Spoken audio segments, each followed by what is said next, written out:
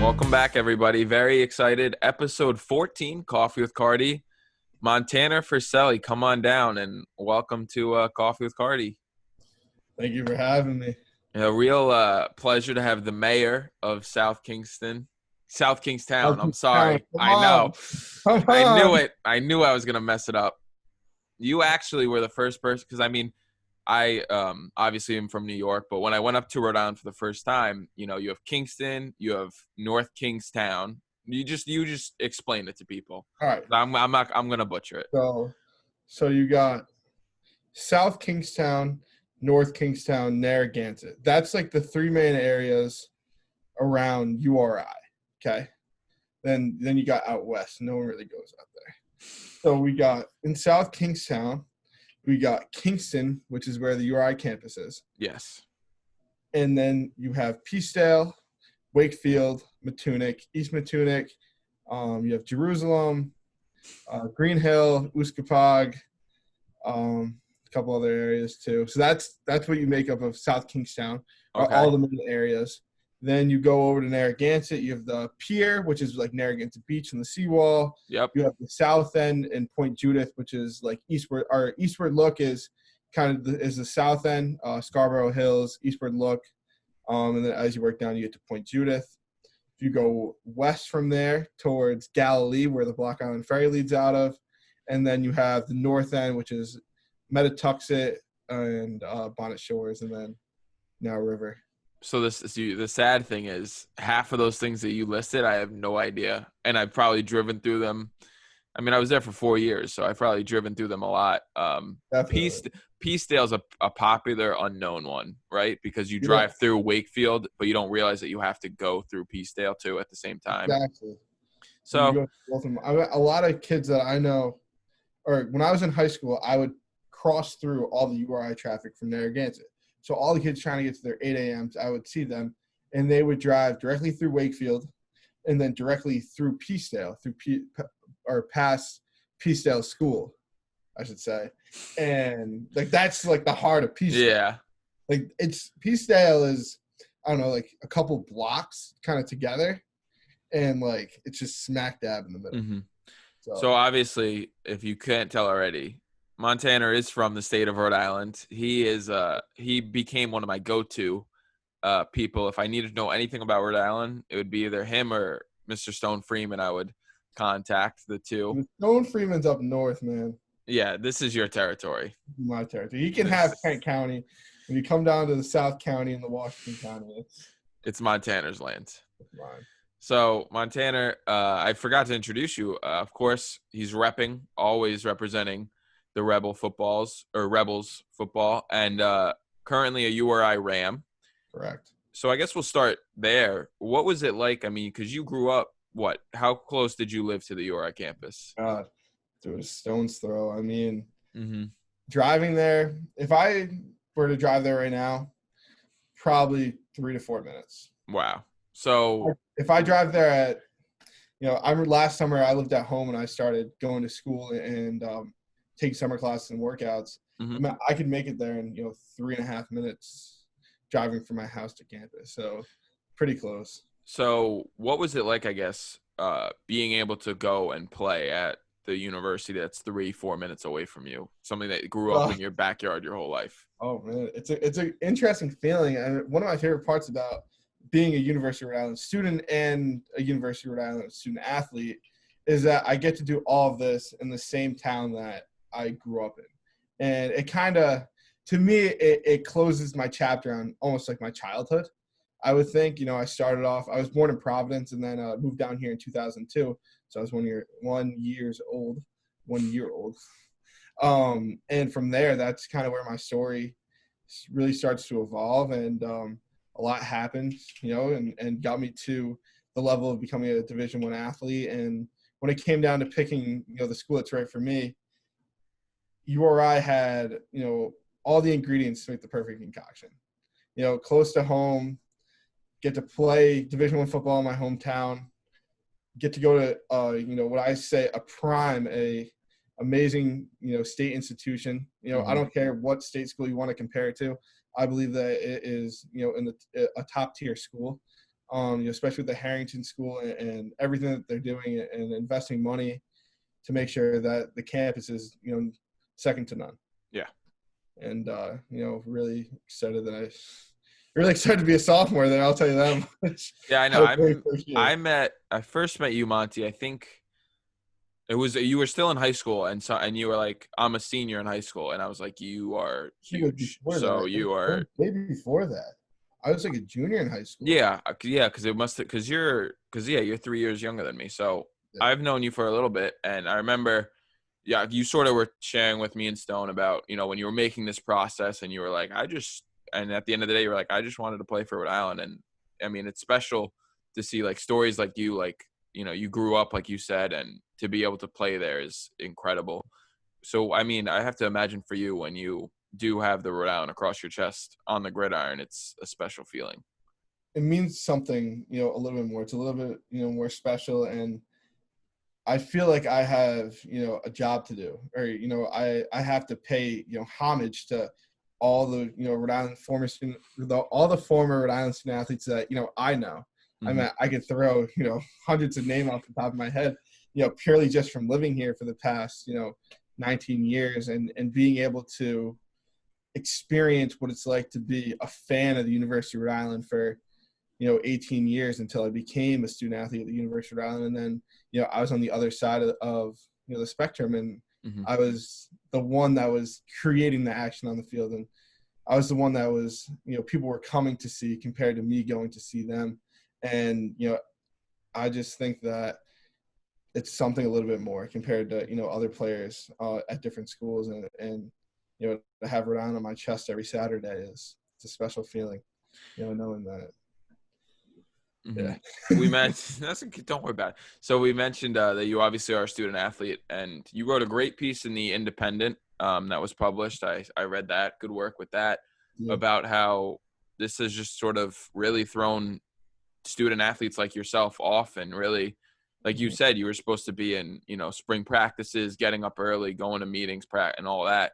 But now you got to do that over Zoom. So I guess, what has it been like for you you wrote about it a little bit in the article, but what has it been like for you, your first off season, really? Definitely different than I anticipated. Mm-hmm. Walking into college, when I thought of the off season, I thought of, spring practice, have May to kind of be at home with my family and just relax. And then, middle of June, right back to, school, back to the grind, and, making sure I'm working my hardest in the weight room and on the field to make sure that we have a successful season this fall. But things change. But, adversity, when adversity is thrown in front of your way, I mean, you have two options. Mm-hmm. I mean, you're either, you're going to stop, or, you're going to slow down a little bit, but you're going to keep going. The train's going to keep chugging like along. You're not going to stop just because something happened. Yep. And I believe that for student athletes, like myself and, my teammates and peers, this is a really unique situation for us, because it's definitely going to prepare us for other obstacles in life that, will come in our way. I mean, we're all going to grow up, and some of us are going to get married, have kids. Some of us are going to go through divorces. Some of us are going to get fired from jobs. This is in some way one of those obstacles. And we have to figure out ways to get through it. And, we have guidance right now from coaches and administrators, and it's good to have that when you're young, because it kind of helps figure out what tools you might have in your toolbox to be able to get through this obstacle.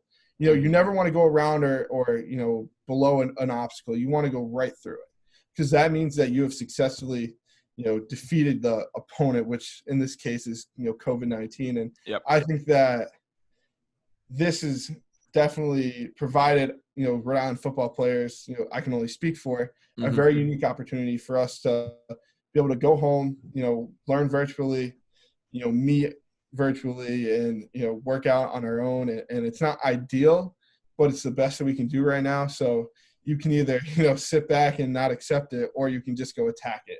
Yeah. And that's kind of the mindset that I hope that everybody on my team has. Wake up every day like it's day 7 of spring practice, even though it's not. Yeah. With that mentality and go. I don't care if you got to go to work at 5:30 in the morning, or your lift's not till 10 o'clock at night. Go all the way through until till your head hits the pillow. Yeah, I mean, I can speak for one of your teammates, Ivory Frimpong, who I had on the last episode. Mm-hmm. He's the same way, and we were talking about it, like exactly like you said, like, yeah, you can go through life and maybe it's all easy, you have no obstacles, but when that one obstacle does hit and you haven't been through it, it's gonna hit you like a sack of bricks. Yeah, exactly. It's going to knock you down. And I hope that, this obstacle has knocked a lot of people down because it's only going to build you up and make you stronger. And yeah, you're going to go through a struggle. You might, lose a business. You might, go through tough times with your family. Things are going to happen, but it's only going to make you as a person stronger. I mean, life is very short and you go through a lot of ups and downs, but in the end, you need those ups and downs to be able to complete the person that you want to become. Yeah, exactly. Like the whole real, like our whole lives we grow up and be like, you don't want to fail. Like, who wants to fail? Like, that's not your goal. But I mean, at the end of the day, if you fail, and I mean, obviously, if you're able to get back up from your failure, hopefully, then it's a good thing because you should take something from every experience, good, bad, indifferent, or whatever it is. You should be able to take the glass half full approach, like you've been talking about, and really Absolutely. move forward in life with it. I mean, during this time, so I've been working as a trash man. Yep, I saw that too. I've been doing garbage for the past, 2 months, and it's probably. Have you been riding on the back of the truck? Yep, every single day. That's my job, and I kind of treat it like football. I want every single can that I go to, I want there to be no garbage left when I'm done with that can. Okay, that is just like you being on the field and making sure that your opponent does not make the tackle, or whoever you're blocking does not make the tackle. When you get to a big dumpster and you dump a big dumpster and you get every little piece of cardboard and trash out of there, that's like scoring a touchdown. Yep. That's exactly how you kind of gotta approach it. And I listen to a lot of podcasts now, which is funny because we're doing this. And I listen to PJ Fleck a lot. Mm-hmm. PJ Fleck to me, is one of my idols. I remember when I was a sophomore in high school, I had a pretty like traumatic injury that put me like at home for 3 months. And I used to, listen to Coach Fleck talk all the time. I had to catch every single press conference that he had. And I just loved the energy that he brought to life, not even football, because football is just, a little piece of this. This is life right here. Okay? As long as your arms can go, football is this little right here. It just sits somewhere in here. Okay. There are so many other aspects of life. And he always says that failing is growing. And no matter what part of life you're failing, you can still grow from that and make it better. I was listening to Eminem actually today, and he said that he hopes that every single song helps him grow. When he is done in the studio with a certain song, he hopes that he came out better than he did before. And I believe that is true. I think that you walk into every single practice, whatever you put in, you're going to get out. And as long as you put it in, you're going to walk out better. Whether you have to take, a couple of steps back to be able to take that big leap forward, or you take a couple of baby steps forward that day. Yep. There's going to be change, and whether it's good or bad, you have to just fight through and get to the next day. And, all this – you look at all this, very successful, figures that we have in our society. And, I'm not talking like, some silly, figure. I'm talking about, I'm going to use Coach Fleck. I'll use Eminem. Yeah. I'll use these positive – figures that we have in our society. I think about Jim Harbaugh all the time. I love Jim. These are guys that every day they wake up and they attack life, and whatever their passion is, they go right at it. So whether they're coaching college football, whether they are, rap artists, whether, I'm a trash man, you go to your job and you attack it with full force. Yeah. And, something's going to happen and you're going to get better that day, and you're going to learn something along the lines too. Yeah, what you said about the garbage cans, about how you attack each one, that reminds me of a quote I heard from Will Smith, and he said, if say you want to build a wall, you don't say I'm going to make the best wall ever. You start by saying I'm going to make sure this brick right here is the most perfectly laid brick ever. You do that with each brick, and then eventually you'll have a perfect wall. Exactly. And so it's the fact of just, as small as it may sound, like you said, baby steps, but as long as you attack it and you make sure you can do your best with that, then eventually one day you'll look back and you'll realize it was all leading to something, and it all led to this big thing that you were trying to get. Exactly. And like, you're not, although you have like a main goal in the end of everything, like you're in love with the process. Yeah. You're in love with the process. that's what makes you want to try to get to that goal. Because once you get to that goal, it's all over. Yeah. You know what I mean? That goal is in the past, and you have another goal already set probably before that goal is achieved. And that's just the reality of it. You know, I think about goals all the time, you know, and, you know, it's hard. You know, I speak for myself that, you know, with goals, I have 50 million different goals, but then I prioritize my goals to figure out which ones I want to achieve and in which order I want to do it, and try to see how long each one's going to take, and, you know, go and chop wood and get to it. Exactly. No, it's definitely mindset. Like I talked with Ivory last episode, is it's all about your mindset, and just, you know, like this whole pandemic, like for you can say, oh, like I don't have to wake up early I mean, you do, but I don't have to be on the actual field. I don't have to go to classes. I can just, maybe I'll take it easy this day. And then eventually that stuff also adds up, and bad habits also compile. And eventually you realize that maybe you just kind of fell off somewhere and you don't really know what happened. So it's all about mindset.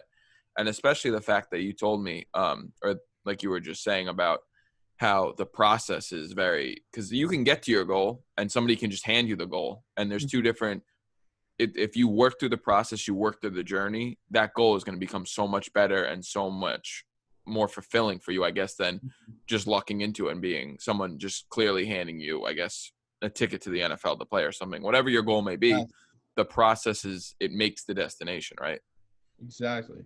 Like, I'll never knock, you know, anybody that makes it to any like achievement or accomplishment. You know, when you see someone putting in the work, and, you know, I think about it as like building a building almost. Like, around our URI campus, like, we're evolving so much, I feel like, with building, you know, new structures and adding.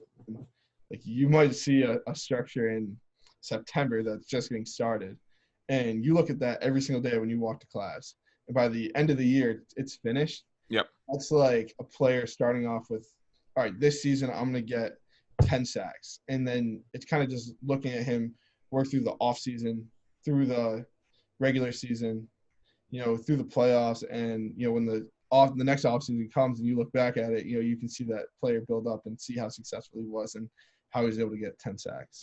Yeah. It's all about the process, and just sort of loving what you do and attacking, like you said, every day. And it definitely gets hard. And like you said, adversity will come up if you're trying to, like, why should so many things in life be easy? Like, there's adversity for a reason, and there's things you have to go through, but it'll just make it that much better at the end when you finally do persevere and finally keep going. So exactly. Great advice from, I mean, we're both young, but you are young, and that's one thing that I think a lot of people realize about you is you have a very old mindset for a very young person. And that's no offense intended at all. It's not a lot of people are blessed with it. So that's one thing I notice about you all the time, is that your attitude, your mindset, your positivity just radiates off of you. I feel like that mindset is kind of lost these days within, you know, this new group of youth. And I'm talking kids my age and kids a little bit older than me, you know, babies that were born in, you know, the mid to late 90s through the 2000s. And, you know, I wish that people or kids that want to achieve something have to look at all the hard work that needs to go into it and not be afraid. You know what I mean? Like, I hope that, you know, my character or you know, the way that I think and the way I show my thinking has helped, you know, somebody that might not necessarily want to attack a goal because they think that it's going to be too much hard work. And you know, I think about all the people in my life. My grandfather didn't graduate high school, and he became one of the most successful businessmen, you know, that I think I'll ever meet in my lifetime. Yeah. Purely because he took every single, you know, goal that he had and attacked it full force. And he had to, you know, use his mind to make good business moves without a college degree. You know, he had to make sure that he was, you know, moving in the right direction. You know, he ran bakeries, liquor stores, clothing stores, ice cream trucks, and everything under the sun, I feel like. You know, he had some failures along the way, but, you know, he grew from all those failures. And, you know, when I look at him failing and you know, still coming out to be one of the most successful people I know, or knew, he really, put that on me. And I know that every day when I live or whatever I do in my life, I know he's watching me, and I know that he's smiling when he sees me working hard at something that I love. I was going through a really tough time, at the beginning of the second semester, and I was sitting down at the kitchen table with him one day, and we were just talking about passion. And he said, Montaner, like, I don't care what you do, as long as you do something positive and you have a passion for it. He said, I just want to see you grow, and I just want to see you do what you love. And, every day that I live, every day that I live and I get to see you, I hope you have a smile on your face. So, it kind of makes you tear a little bit, but that's where that positive energy comes from. And, I don't want to, it's not me, it's not me. It's things that I've taken, through my life that I want to build the elite person. That's what I want to do. And I'm nowhere near perfect. And I make mistakes every single day, but, I just love pulling from, all these old timers and, seeing their work ethic and seeing what they've done in their lifetime. And, they left their mark on society. And, that's my one fear. Like, I just fear not trying hard enough, to make sure that I do what I can do to make sure I'm a positive impact. Yeah, that's a beautiful story. And I feel that, I've had my own grandparents, the biggest thing I take from them is just whatever you do, just go 120% all in. Don't hold back, because you will wake up in 50 years. And if you don't, then what are you going to do? You can't change anything in the past. So why not go for it now? Exactly, man. Live life with no regrets. And I got a lot of regrets. Kind of. I won't lie. It's all right. It's all right. You're young. We got a lot of time. Exactly. You're not an 80-year-old man. You're good. Young, and don't make the same mistake twice. That's it. That's all you got to, just as long as you keep learning, you keep growing, mistakes are going to happen no matter what. No one's perfect. But no, I totally agree with the fact that, especially now, and I think a lot of it is from our phones of instant gratification, right? Everybody wants it now. They want it yesterday. They want it whenever. And nobody really wants to, just sit back and be like, this is going to take a while. Like, because nobody's patient by nature. Like, we're humans. We're impatient. We want it all. And so look at anybody in any field, and it doesn't matter. Nobody's successful without a stupid amount of work. Stupid amount. Ridiculous amount. Yeah. Eat, breathe, live that dream and make it a priority in your life. Yeah. Like, people will say, like, they'll be like, oh, LeBron's born with that athleticism, or Steph's born with the shooting. Be like, they are, don't get them wrong, but also they're born with the mindset and the work ethic that a lot of people were born with that athleticism, but not a lot of people were born with the combination of talent and ethic. Chase that dream. Chase the dream. Man, whatever your dream is, chase it. That's exactly what those guys do every day. When you see a video of LeBron James working out, at whatever, 6 a.m. shooting. I remember that, at the time that of Kobe's death, they were replaying a lot of his interviews, and, he was scheduling his day, to make sure that he got all the proper work in to make sure he was chasing his dream. And then when he had kids, he was making sure that everything was, worked out around family and being able to, send his kids to school or pick them up from school and going to practice and making sure that he had the proper, work in, sleep, whatever it is, to make sure that he was successful. So, man, Kobe Bryant was. The more I wish, obviously, terrible tragedy, but the more I just read into his mindset and just the way he lived his life, it's just like, you just want to know more and more and more, because whatever he was doing was working. And he had that mentality, obviously the Mamba mentality, but it's just like, the more, and I'm sure there are thousands of others like me, but the more you read about it, the more you just get more enamored with the fact of just how ridiculously he worked his face off. Yeah. And that was his nature. You know what I mean? Yeah. That's what he did, and that's what he loved to do. So. Another big thing, will sort of shift gears here. As much as you do love the state of Rhode Island, you do love its history. Part of the Keeney Mafia, as you refer to it.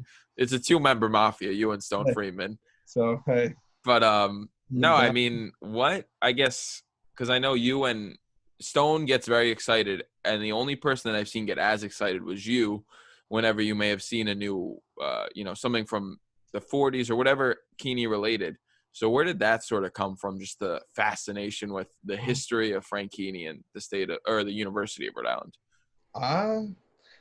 Stone, actually. Like, I honestly didn't have that much interest in the history of really anything until maybe I was in 10th grade. And, I had to really take a step. When I was in 10th grade, I got really interested in my high school's history.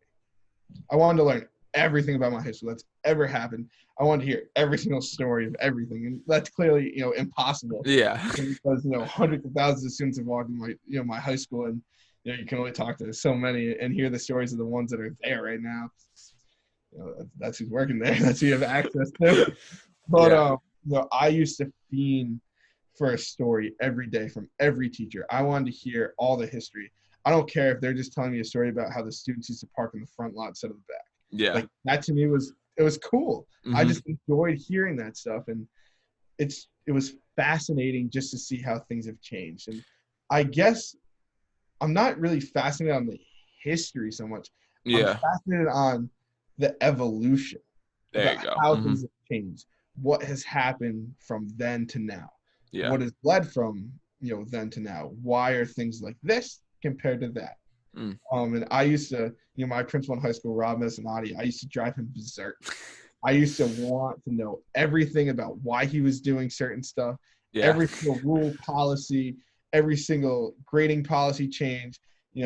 Why are you doing this? Well, what makes it good? What makes it bad? Well, I want to know why. Who else does this? What made them do it? And I was that kid, like, I'm 19 years old and I'm still the kid that asks, 100. Yeah.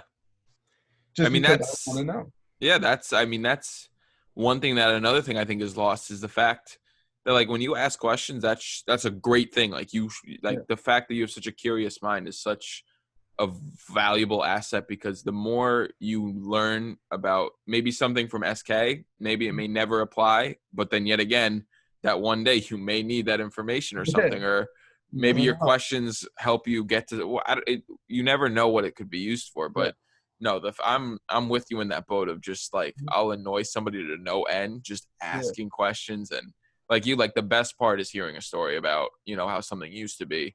But what was think back, what was one of the coolest things that you found out about SK or the evolution? Man, there's so much. Probably about Frank Keeney's kids. Really? That's like one of the coolest things that I love to hear about Warner Keeney. I mean, Stone loves Frank Keeney.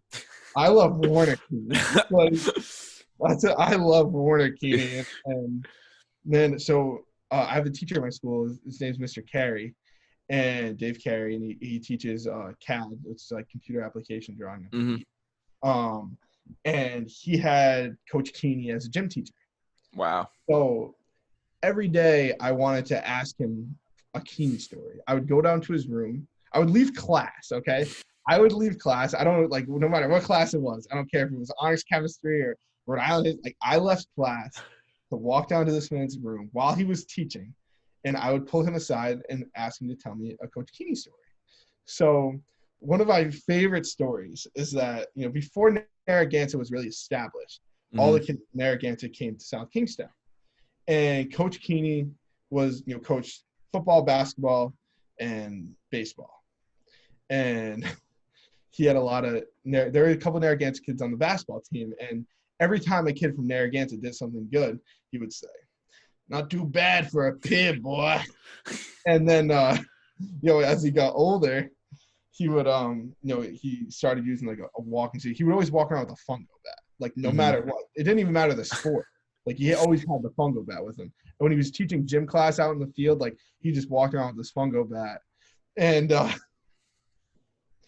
oh my God. So they were in gym class one day. This was really towards the tail end of his career. And they came in and they were like, Flip. They used to call him Flip Keeney because he shot a basketball with a flip. Yeah. And he hated when students called him that. When he said, "Hey, Mr. Flip." So they came in and they were like, "Hey, Flip, you can't beat me in a free throw competition." So Coach Keeney gets up there. I think, he was probably in his early 50s, mid 50s by then, which we know back then is a lot different Yeah. than 50s now. I mean, you'll see 50-year-olds now running, marathons, and back then I don't feel like you saw that as much. Yeah. And he walked up there, his big, 6'4", 265-pound stature, and he got up there, and the story says that he sung 10 straight, raw. Wow. Off the bench, okay, raw off the bench, saying 10 straight. That's incredible. And beat all these kids. Wow. That wanted to come in and run their mouth at him. So that's just the stuff I love, man. It's a little story, and I really think that this is like the only time I've ever, I think, told the story. So when Mr. Carey told me. Yeah. And I loved hearing that about him.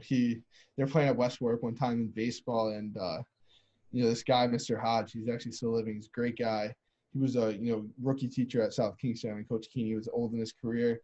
And they were at Westwark, and Mr. Hodge was at the game, and Mr. Hodge said something to him, and he said he took the fungo bat and he just whipped it onto the bench, and it made the entire bench shake and almost fall over. And he looked up and he said some joke to Mr. Hodge, but everybody thought he was so mad. He's this big, mean guy. Yeah. But really, he had the sweetest heart, from what I hear. And I wish that I was able to have a coffee with Warner. Yeah, that's how. Do you know how? Because the Keeney stayed around Rhode Island, correct? Yeah, they. I mean, you spoke to a descendants. Yeah. So Coach Keeney came here from. He went to Bates, and then he bounced around a little bit. I think he was in Woonsocket, and then URI offered him the job for men's basketball in 1920. Okay. I think then 1928 or 19 early mid 1900s, he took over football. Then he took over baseball, and he coached all three, and he was the athletic director. And he's been around forever. And story has it they would go up to Boston all the time. Mm-hmm. He didn't drive. Okay. He did not. He never drove. So his wife, they would take him to the train station, or they would drive to Boston themselves. And when it was known that the Keys were coming, I mean, it was front page of the Boston Globe. Wow. The Herald. Whatever paper you then it was, it was front page. The Keenies are in town. And they were just they were New England royalty, and still to this day, I don't think that there are a lot of Keenies left around here. I know a lot of them are in Maine, where Warner lays to rest. And that's actually where after college, he went up there to become a teacher for a little bit, and then came back down here. But he's a big dude. I will say that much. Oh yeah, I remember someone was telling me about when he played football too. It was like he was a man among boys, just blowing people over and just a wrecking ball. Yeah, he's great. I mean, I always look at the picture. Well, I don't have it on me, but there's a picture of him and Frank with the head coach. I forgot who the head coach of Brown was, and the head coach of Brown's son. And they took a picture of them, in, all in their uniforms, and all ready to play. And it was really cool to see that, father and son rivalry kind of thing. And just, I don't know, man. There's a story at every school. I've learned that there is a story at every school, and I just happen to love the one that's in Kingston, Rhode Island. Beautiful. That's all I gotta say. I mean, no, like you're completely right of the fact that Frank Keeney. You talk to anybody outside the South County, maybe they don't know. They have never heard of him. Couldn't tell you a thing about him. But I mean, even the students at URI. But the history that's there on the campus and within the athletics of URI is mind blowing, and it's a endless hole that you and Stone have jumped headfirst down, and it's incredible. I remember me and Stone one day, we wanted to find Coach Keeney's wrestling site. So he's buried right across from the URI Athletic Complex, right past the bike path that's there now. And I remember me and Stone walked that cemetery for maybe an hour and a half until we found his gravestone. And his gravestone's like right at the entrance. And we started on the way out and just started walking in. And we never found it, or we did find it. We never found it for the longest time. Then eventually we found it, and we were just so. Me and Stone both we stopped and didn't say a word for a good minute and a half, and we were just paying our respect to him, knowing that in our eyes he is the creator of what got us to where we are now in athletics today. I mean, without Keeney, I don't think that anything is the way it is. I mean, basketball. I don't even think that basketball would be the same without Coach Keeney. So for everybody that doesn't know, Coach Keeney is the creator of the fast break and an up-tempo offense. You know who you got to talk to? Who do I have to talk to? Ivory Frimprong. He thought I was talking out of my – he had no idea what I was saying when I said the inventor of the fast break. He goes, no, that's not real. I was like, yeah, it is. I'll right call on our Ivory right campus. after this, man, and lay right into him. I know. I was like, I got to send you somebody's number to get it. But, no, you're right. The legacy that he has left upon you or I mean, who makes a color? Like, that's not a thing that – like, who's just like, yeah, I'm going to make a new color. Yeah. Like what? I'll tell you, I read the book, Keeney. Yep. And I read it in the Dominican. Mm-hmm. As I'm sitting by the pool in the Dominican, I'm finishing this book from cover to cover. Using every single word on that trip. I must have said Old Gazaza about 100 times a day. And everybody around me had no idea what I was saying. But I was like, man, this food's got some Old Gazaza. Oh, my. And I just wanted to say it. But to be honest with you, I don't know what Old Gazaza is. No one's ever asked Coach Keeney, or if they did, they're probably dead by now and they never wrote it down. Okay?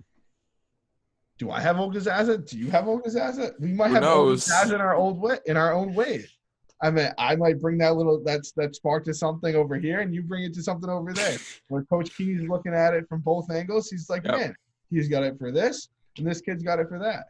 So, I mean, that's one question that I would ask him. If he were to walk into my bedroom right now, if Coach Keeney came walking down the hallway and run into my bedroom, he's sitting right there. He said, hey, Montaner, you got one question to ask me. What are you going to ask me? I said, Coach Keeney, what is Old Gazaza and do I have it? That was actually one of my questions for you. I asked Stone too what he would ask, but yeah, that's he's such an incredible man, and I mean he just took on it. Like the more you read about, like he was the coach of everything. He was a chemist. Yeah, he was the athletic director. It's unbelievable, and really, like you just think like the fast break, like the fast break was all him in Rodman Hall. Yeah. Actually, hold on. I have something for you. All right. Bring it out.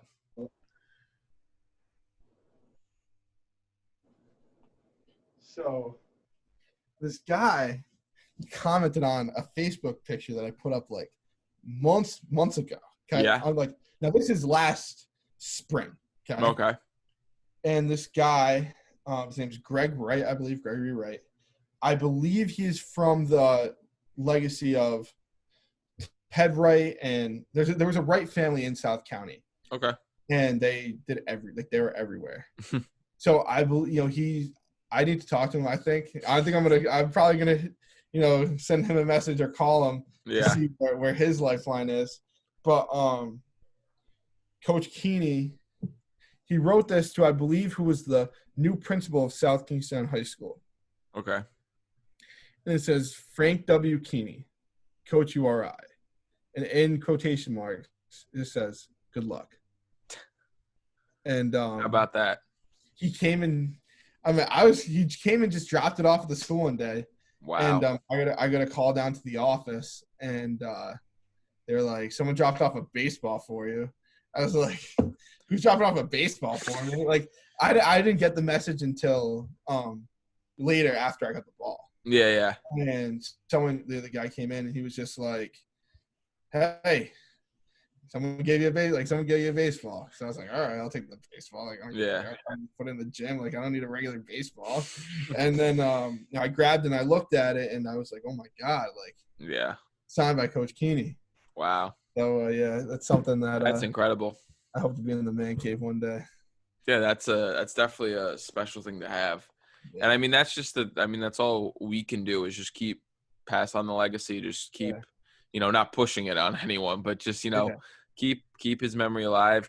I mean, the more you look into it, I know that like we call it, just Keeney Jim or Tutel. But if you look at Tutel, he was an incredible athlete, and it was unbelievable. What was it, like the 19? He was in the Olympics. Yeah, I forgot what year it was. He did the hammer throw. He was an amazing hammer thrower. But yeah, I mean, Coach Keeney is the one that laid down that foundation for your athletics. So. I kind of wish that we did a little bit more for him. But in due time that will come about, and it takes time. You have to get the ball rolling. And like I said, sorry. Oh, good. Sorry, you know what I mean? The mayor's got a phone call coming in. You got a lot of people to talk to. Yeah, from Congress. Oh man. Yeah. But yeah, you and Stone and everyone else do a tremendous job of finding more, and keep doing what you're doing. You're killing it. Thank you. Yeah. So that's the Coach Keeney. And you talked about passing legacy. I just want to add this really quickly. Yeah, go for it. I'll always have that knowledge in my head. Okay? Yeah. And if somebody wants it, I'm sure enough that they'll talk to somebody that will put them, in my path.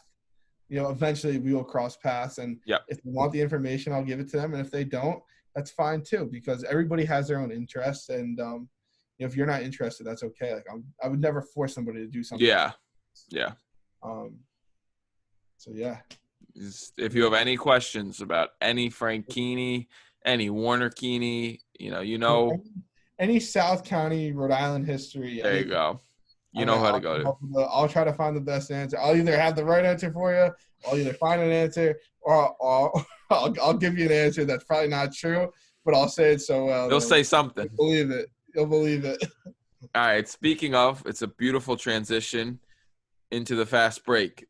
Okay. What we do on my show or my podcast, I'll ask you a bunch of questions, and just like Frank Keeney did, you'll run the fast break. Hold on. I just want to. All right. No, there's a lot of activity over here at the Fresilli household. The door is open and closing. I just want to have full coffee with Cardi focus. Appreciate it. All right. You ready? Ready. Favorite athlete of all time? Oh, man. Tom Brady. Favorite meal? A donut. Favorite donut? Strawberry with multicolored sprinkles. Well, no, strawberry frosting with multicolored sprinkles. That a boy. All right. Favorite thing about Rhode Island? The family atmosphere. Favorite movie of all time? Man. Billy Madison. Good one. Favorite part about playing football? Man, camaraderie. Favorite Eminem album? Oh, man. I knew that would get you. Is there one that I could choose? The Marshall Mathers LP, because it brings out true Eminem meets Slim Shady and tell the story. Where is this going? Let's set the tone for the next 10 years until we put out Recovery, and let's take a left turn at Recovery. Beautiful. But I would say Marshall Mathers LP, and then after that, Eminem Show. Couldn't have said it better myself. That's so shady. Best piece of advice you've ever gotten? Man, do what you love and love what you do.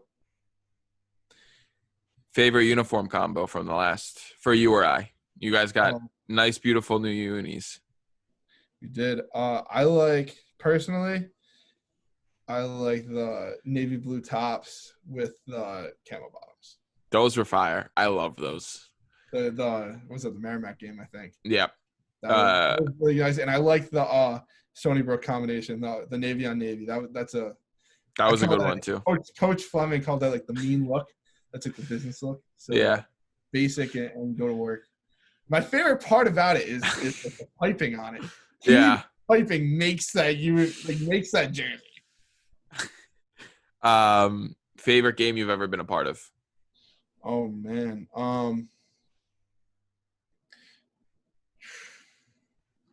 Is there one I can even think of? High school, senior year, South Kingstown at North Kingstown. Game got moved from Thanksgiving to the night before. I mean, it's like 11 degrees out, some snow in the air, and we lost, but I think that game for me taught me about adversity. And that you can fight so hard. I mean, I used to watch I watched the Friday Night Lights TV series all the time. So good. And in that, Coach Taylor says, every man will fight a battle in his life. He will fight and he will lose. So I think about that game, and I think that a man will fight and he will lose, but he will get back up. And that game, rivalry game, a lot of people there, you're playing for pride at that point. It's the last game of the season, and, you want that trophy and you don't get it, but, that just fuels the fire, man, to keep living life and, attack your next challenge. Mm-hmm. Do you have any pregame routines, a song, something that you have to do before you go out on the field? I listen to Eminem. I shouldn't say I listen. I always listen to Eminem, but then outside of Eminem, I listen to Shady Aftermath artists only. It's very rare that you find me listen to anything outside of any artist that was probably on the re-up. All right. So nice.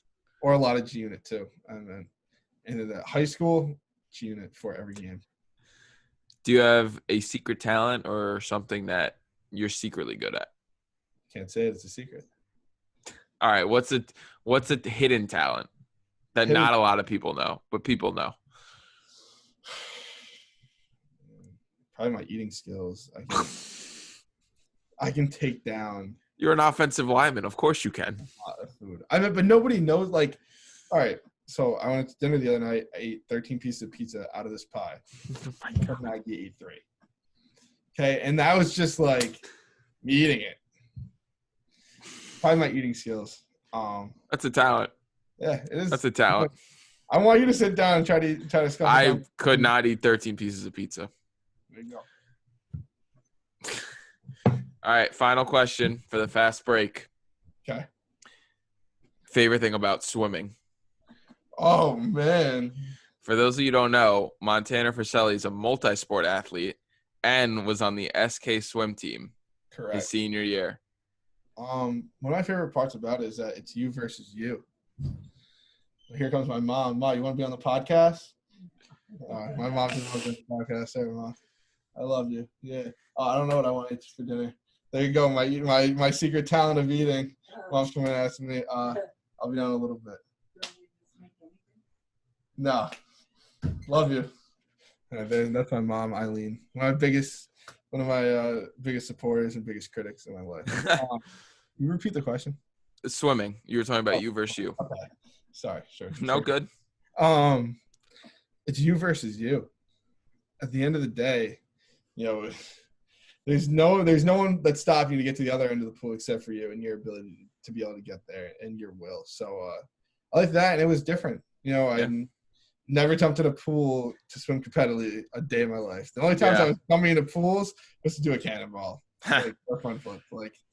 Never. Did you ever did you think it was harder than you thought, or was it harder than you thought? Yes, I have so much respect for college swimmers now. Yeah. And before that, when I thought of college swimming, I was like, it's like, just like, oh, you jump in the pool, you swim to the other side, you swim back. Anybody can do it. Yeah. And then when I really noticed all the technique, I mean, like, I can barely do a backstroke.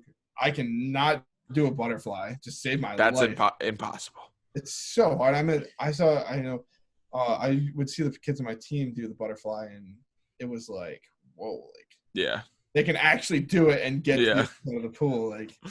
Not me. I'm getting halfway there, and then I'm. My arms are gonna flail, and I think I'm gonna do it, but there's no chance. I'm thinking. You know what I mean? I'm thinking. But yeah, my favorite part is that it's you versus you, and it's a good challenge. It was different. I mean, besides track and field, I never played a sport that was just you and you. Yeah. Or wrestling. I wrestled when I was younger, but that was it. And once again, that's gets right back to that's life. It's you versus you. You're your biggest challenge. Well, swimming. But I'll tell you, if I had to go back and do it all again, I would definitely have swam, played lacrosse my senior year. You did? I would have started lacrosse years ago. I didn't start playing football until I was a freshman in high school. Wow. Yeah. I mean, I started to really like football when I was in 7th grade, but I never played until a freshman. until I was a freshman in high school. I would have loved to start playing football years ago, maybe. Mm-hmm. And I wish I kind of took baseball more seriously. Baseball is fun. As I get older, I love baseball. Yeah. I mean, I lost it when I was in high school. I really lost interest for it. Yeah. And but now that I'm in college again, like that was one thing I wanted to do this spring is make it down to Beckfield.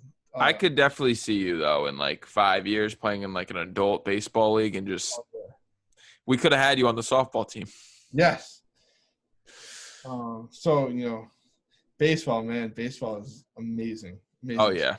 I think that at one point in their life and another, if a child likes sports or wants to try sports, I would have them try baseball. And just let them like go into the backyard and just having a catch. That's it. Yeah, have a catch. It's beautiful. And that's my friends in high school that played. They said that the pregame catch was the best because you'd start 5 feet away, 10 feet away from each other, and just have a conversation for 20 minutes. Yeah. While you're warming up your arm. It's beautiful. Yeah. Every sport it's beautiful in its own right, and no, you're right. Baseball. It's my personal favorite, but you're right. Everything you said was spot on. Baseball. Gotta love it. Baseball. Well, episode 14, Montaner Fresilli. Appreciate you coming on. I'll drop your Twitter handle below. Make sure to go check him out on GoRoadie.com, of course. Yep. You know what? Go down to Meade Field. Hopefully, God willing, we have football this fall. Yep. Hopefully, see you out there, Montaner, and doing what you do best. Hope so too. Besides eating pizza. Yeah, or donuts. Love donuts. God, man. So, last kind of a cap it off story. Go for it. Kind of a cap it off couple statements. Do it. Floor is yours. So, Saturday morning, I'm late to work by an hour. I'm late to the trash truck by an hour. And Gary, who's the owner of the company, is sitting there in the office laughing at me as I'm walking through the door. And I am afraid to speak because I've seen Gary get mad, and he is more scary than a coach getting mad at you and yelling at you. Like, yeah, he is on you. And this old man just burst out of his seat. But, he's laughing at me, and he's telling me the story about the first time he was late to garbage. And we get into the car, and we're driving down to Galilee and Rhode Island, the neighborhood that we're doing for the day. And he's talking to me. He's like, man, what's your favorite, food, or do you like donuts? I was like, yeah, I love donuts so much. And he's like, what's your favorite kind? And I tell him the whole strawberry thing. So we get back from work that day, and we're all outside hanging out, just talking. And he comes out, he says, Bassine's on their way with donuts. And everybody's like, what? No way, no way. And then he's just like, you wish. And, it got me the worst because I thought he was being so serious. Yeah. But yeah, I mean, those things too, the little jokes in life, man. You don't want to laugh at that, that stuff. And it's the best. Laugh. Be loose, man. Never be mad. It's okay to be mad, but don't let being mad destroy your day. Exactly. Be mad for a minute, but then takes up too much energy. Yeah. Doesn't really do anything. Yep, man. Beautifully said. Do what you love and love what you do. It's my advice. Well, that'll do it. Episode 14. Appreciate your time, Montaner, and stay safe. Thank you. Go Rebels, go Rams, baby.